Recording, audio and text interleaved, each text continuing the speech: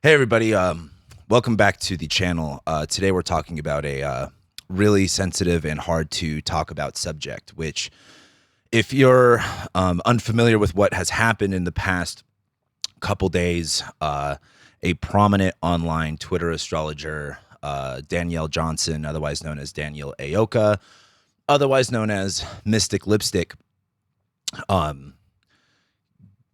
killed one of her kids and her boyfriend, partner, spouse, and herself over the day of the eclipse. And if you kind of live under a rock, but that might be good at this point because it's kind of really hard news to deal with. But it's kind of a really big subject in the astrology world right now, and it's incredibly tragic. And today I wanted to make a video about it because, to be honest with you, I didn't want to talk about it really at all. I'm not really good at holding spaces of grief. I've dealt with a lot of death in my life, and in those circumstances, I had to be kind of the strong one to help everyone else out. And so I'm not good at these things. But what inspired me to make this was actually Adam Ellenboss's video about it. If you don't know Adam Ellenboss, he's an amazing astrologer. I know we have a lot of cross following. I know a lot of my clients are students of his, and I watched his video talking about it, and he really shares an amazing space of grief and empathy and sympathy. And I would really recommend watching his video on it. And I'll of course link it, in the comments or in the description. But after watching it, I thought it was appropriate for me to say something about it because whether I like it or not, or whether other people like it or not, I find myself in some sort of a leadership position in the astrology community. And I think ignoring something as big as this maybe isn't the best idea. But Adam Ellenboss really, I think, covers the emotional gravity of the situation really well. And I think I almost want to say he kind of speaks for me in that sense. He doesn't actually, but I really agreed with everything that he said there. And so what I want to talk more so about today is the kind of the reaction to it and how we as astrologers or people in the astrology community can deal with this and handle this better. And so to kind of cover, the events, Danielle Ayoka was, and I didn't know her personally, but I used to be on Twitter a lot, and I was really big on Twitter. I deleted it back in 2021, and I believe we were mutuals for a while. I don't know if we stopped being mutuals or what happened, but I was very familiar with her. She'd been on Astro Twitter for a long time. And if you're not familiar with like Astro Twitter is a very wide genre of astrology people on Twitter, and there's like subgenres. Like there's extremely academic astrologers on Twitter where they're just like reading text and translating it, and then there's what I would categorize Danielle as was more so of like zodiac sign Twitter. Like she was more, from what I understood, more focused on like just talking about like zodiac sign stuff, which there's nothing wrong with that. But from what I read online in the Twitter spaces, she was increasingly saying really kind of crazy things, and, she kind of alienated her audience and, started talking about like QAnon stuff, and I'll talk a little bit about that. But she had made some, disturbing posts about like the eclipse, because all this happened under the eclipse. I believe it was the morning of. I don't think it was during, but she essentially, stabbed her boyfriend or her partner to death, then took her two children, threw them out on the freeway, and then wrapped her car around a telephone pole. And it's just really disturbing to talk about, to be honest with you. And she, looking at her Twitter, she made posts about the eclipse being like the beginning of the end, and, a battle between good and evil and spiritual warfare being really high. And it's unfortunate how much she seemed to take that so seriously to where that happened here. And what I really want to get to, though, is kind of the reaction from everybody else, because I think there's just really important things to discuss here. Number one is a lot of people online talked about this being postpartum psychosis. And when I was snooping around on Twitter, I thought I saw something that lended itself to credibility of that claim that, oh, she, whether it was like someone talked to her mom or something like that, or that she had showed signs of postpartum psychosis before. I felt like I saw something online that could have lent that credibility, but that seems to be the consensus as to what happened here. And personally, for me, I feel very uncomfortable diagnosing someone after their death as to what happened. We could say that she definitely had a psychotic episode. Maybe she had a schizophrenic meltdown. But I think to pinpoint the problem or how exactly that happened it's kind of not our job. And it's just we don't have to do that. And just personally, I just feel really uncomfortable doing that. And there was a lot of talk about how like, oh, Black women's mental health is ignored and untreated. And I could agree to all of those things, but I still think that it's not our job to label why someone went something like that. And there's a lot of theories that people have online as to why this happened. And there's two main ones I really want to talk about. Something Adam talked about was spiritual psychosis. And it's very real. People, especially in today's world, struggle coping with everything that we're getting into. And some people said, oh, it was because she was posting QAnon stuff and conspiracy stuff. And, personally, I think that could lend itself to that situation. I'm going to be discussing that. But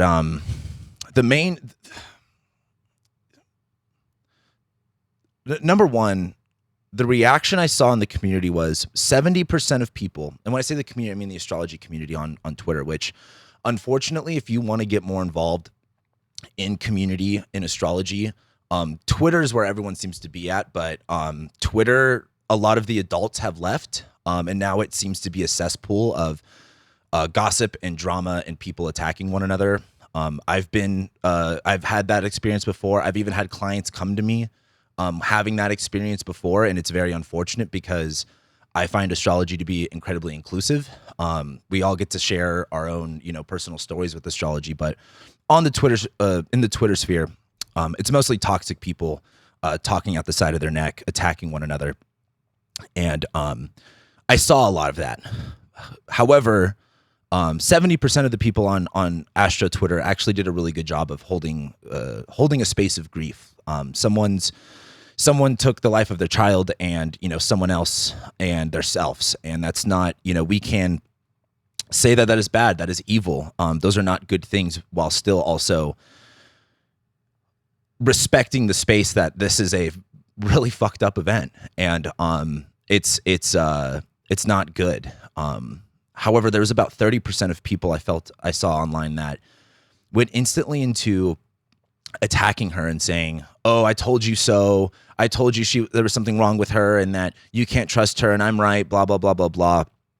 And it was really disgusting. It's kind of not really the time.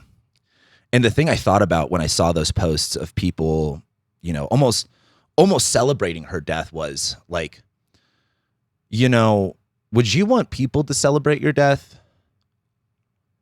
And for me, it was kind of a reality check of like, oh, wow, if I died, there will be people that will be dancing on my grave. And I don't really know what to think of that besides more so of a reality check. And I thought it was just absolutely insane to see people celebrating the death of this woman. And it really just kind of gives you some insight into those people's own psychology and how they truly feel about things. And I think it's abhorrent and disgusting. And I wish we can do better. I wish we could hold more of a space of, again, genuine empathy or sympathy. I always forget which word is the more correct one to use here, so forgive me of my language. But the problem I saw a lot, and this is just kind of wild to me. and this goes into the spiritual psychosis thing. I saw a lot of prominent people on Twitter saying this is somehow deeply rooted Christianity coming to the surface. What? To say that someone who practiced the occult, because that's what we do. We're in the occult. We do astrology. Some of us do magic. Some of us do other crazier things. That is the occult. And to say that this comes from some sort of deep-rooted, subconscious Christianity thing is insane. What are we doing? We are practicing in the dark arts. Why that bugs me so much is it ignores the reality of what we do. To blame, who is, I've talked a lot about my own path with Jesus and stuff like that, and a lot of people get triggered by it, and that's fine. But have you guys read any magical texts? Like the Picatrix, for example.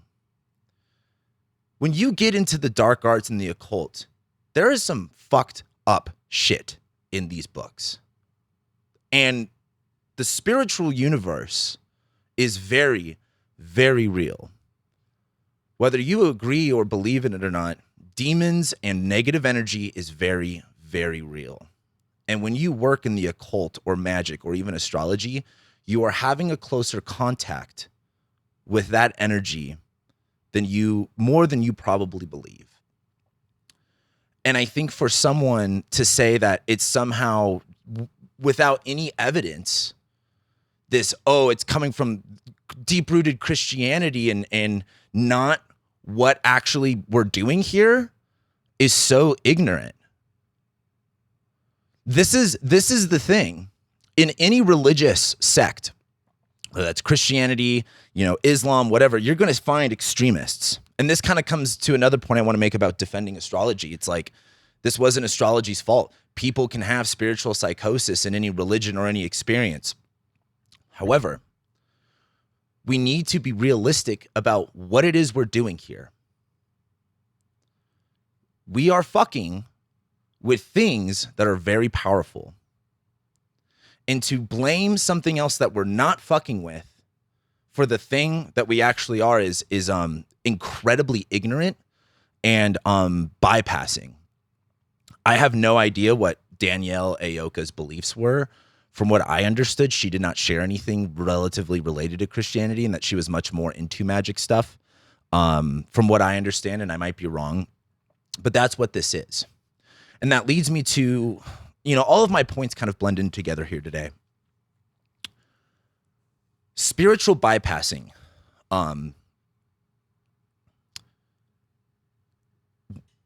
Where I see things when it comes to spiritual psychosis is, because I feel more comfortable using that label for this situation at the moment, because she, felt compelled under this eclipse to do that stuff. She had a moment. She had the worst day of her life. Her child had the worst day of her life. Both of her children had the worst day of their lives. Their father or whoever that man was had the worst day of his life. When we use spiritual tools to overcome life's obstacles without doing the inner work is where we get, I truly believe, a lot of the spiritual psychosis stuff. And Adam Ellenboss made a really good point about like astrological anxiety. And I know I've been guilty of this. We see a transit that comes up and we think it's really scary or the worst thing is going to happen. And we freak out over it. And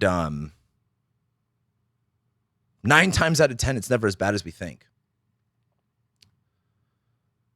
But we have this fear over it. And what I find is we end up using astrology as this tool to create this fear in our lives. And so, people, make talismans and cast spells or do all these other ritualistic things without actually doing the internal work. And the reason on my channel I lend more of my content to be personal development related is we're using a very powerful tool that the faint of heart cannot use. Not that it's unavailable, but that there is a high level of responsibility of self to use this. And what I want to do is help people use this tool to overcome their own personal obstacles, their own limiting personal beliefs. And that's where I find the work to be.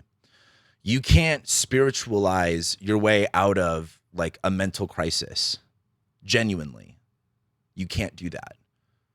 And if you want to argue with me on that, that's fine. I don't care. But you have to, this kind of goes to my next point about accountability. You know, a lot of people online said, we need to be more accountable for our community. And you know, why didn't we call her out? And it's just, who, you know, I've heard that word accountability a lot over the past few years, and I've always had a problem with it, but I couldn't identify it until I saw like an Instagram reel the other day about, oh, we need to take accountability. Other people need to be accountable for other people. And it's like, who are you to hold someone accountable? Are you God? Are you the Alpha and the Omega? Who are you to hold someone accountable to your expectations, to your ideals, to your morals, to your values? You're no one. Danielle Ayoka is only accountable to herself and God.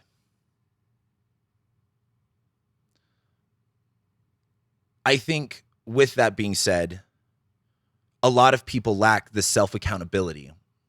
That is what's actually important. Or their accountability with God.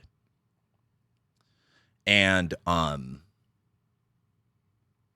it's not our job to be accountable for other people. It's not. We can encourage people to be accountable to themselves. And I don't know what the situation was with Danielle or who she had around her or who influenced her, but, you know, so I really can't speak on it. But the reality is we're messing with very powerful stuff here. If you want to mess with astrology and magic and all these other things, you need to have a very, very strong conscious and subconscious mind. You have to be very aware of why you're doing the things that you're doing. You have to be aware of all of the influences. And I know I'm guilty of, you know, freaking out over a transit. And, you know, something I want to say too is, you know, I can take some responsibility of there are times where maybe I felt as if I was fear-mongering over a transit. And genuinely, I'm sorry if I did that. It's not my intention to do that. But the reality is with astrology, like oftentimes I have to talk about hard to discuss things that are not easy to talk about. And I do everything I can to not freak people out over the top. And I know I can be better at that. And it's not easy to do. It's not. It's a hard thing to balance, especially too. I could sit here all day and say, yeah, this might be a bad transit, but here's all the good parts about it or what could possibly happen. And people will attach to the negative thing that they see and they'll hold on to that with everything in their being subconsciously, because subconsciously they are afraid and subconsciously they are expecting the worst case scenario because it validates all of their other beliefs about life. And oftentimes people come to astrology because they have these subconscious beliefs about life that are negative and that everything's wrong and that they're looking for validation of that through astrology. And that's the reality of it. And this is why I come back to we have to do the work. We can all be susceptible to spiritual psychosis or, you know, freaking out over a transit. And I think the situation with Danielle shows us a very scary reality of what that looks like. And I hope that as we move forward, we can look at how can we better handle negative events in our lives, or negative feelings is probably maybe even a better idea. I want to go to the QAnon conspiracy part because a lot of people were talking about, oh, she was a QAnon conspiracy theorist, blah, blah, blah, blah, blah. And I see both sides of this. I do see that there is a faction of what conspiracy theories or right-wing conspiracy theories that lend itself to extreme notions of paranoia and anxiety. And I'm someone who gets constantly attacked online for being some sort of right-wing conspiracy theorist and, you know, blah, blah, blah, blah, blah. And I have been in the circles, or at least have explored, like, okay, what are these people talking about? For example, like, I'm not a flat earther, but what are the flat earth people talking about? Let's just see what's going on over there.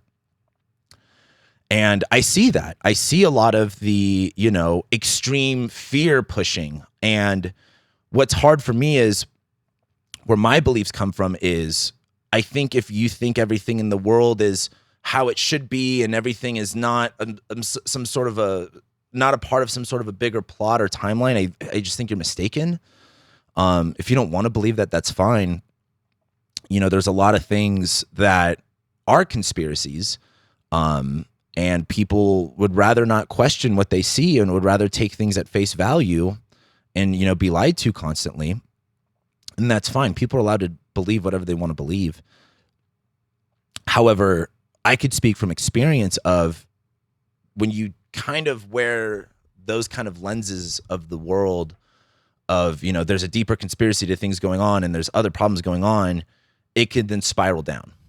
And when you add that, and that's like the trail, like what do they do when you lead like a bunny to like a trap, like you leave little treats here and here? That's like what that is. And if you are already under the mindset of, like, you know, freaking out about things, you're looking at the astrology, you're looking at, you know, the current energies of everything's bad and everything's going to go to shit, it will lead you down that path. And for me, on my channel, I've talked a lot about, like, yeah, like in the future, we're going to be having wars. Things are going to get worse to a degree. But I don't say that as to, you know, you should start living in a cave, or, you know, I do my best to not stoke that fear and anxiety and say, hey, like, that's the reality of what things are going to look like. And it's not our job to, and this is something I've personally gone through over the past few months, is like not letting fear overwhelm me, not letting fear take over my life, because there are times where it has. And, you know, for some people that might be, you know, right-wing conspiracy theories. And for other people that might be, you know, fear of whatever it is in the world. Whether that's, you know, I don't even want to bring politics into it, but just like we're so susceptible to fear because we live in this fearful reality where on the media, on the news, on your Instagram, whether, again, it's, you know, you think, you know, the Democrats are going to, you know, put chips in your body, versus if you're thinking that the Republicans are going to take all of your, you know, abortion rights or whatever. And we just get in this fear spiral. And it's like, whether those are true or not, it's not important. It's that, how much are we letting this fear and anxiety control us?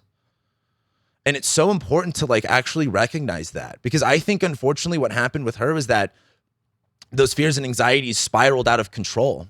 And it might have been from postpartum psychosis. I don't know. And I can't speak on that. And maybe it is. But what I can say is, like, we as a community have to actually grapple with what we're doing. And this shit's real. Like what Adam Ellenboss said, this fate, destiny, life purpose shit, karma, it's deep shit. It's not a joke. And when we treat it as if it's not that big of a deal, and then we see someone get harmed with it, we don't know what to think of it. It's like, no, the reality is this is real shit that we're dealing with. You know, and I think we just need to be aware of that.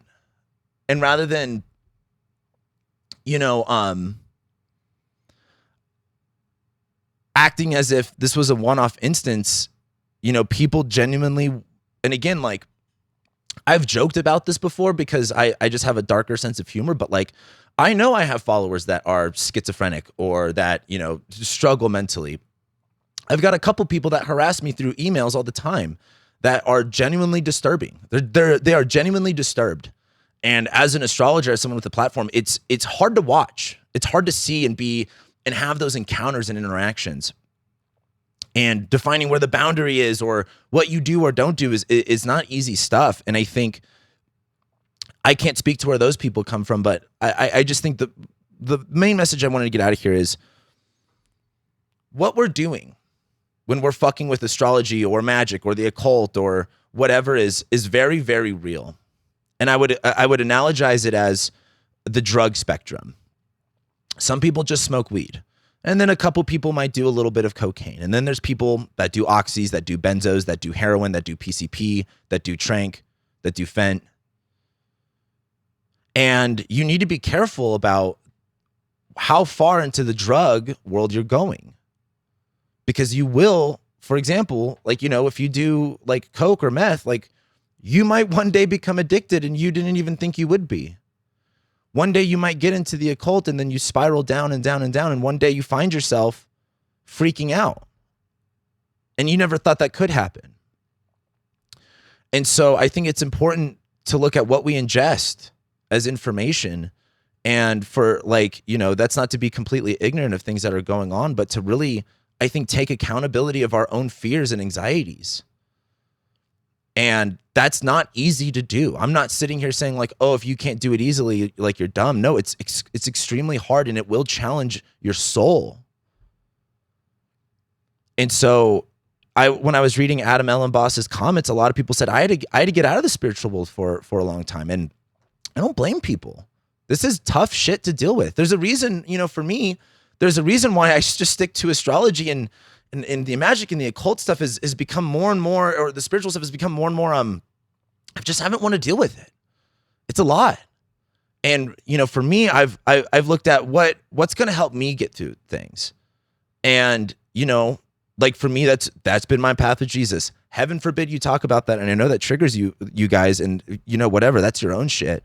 But that's just what's helped me. And all I can do is share my story, my experience. But I think we just need to be realistic about what we're getting into, and that unfortunately this happened to someone who was a big prominent figure.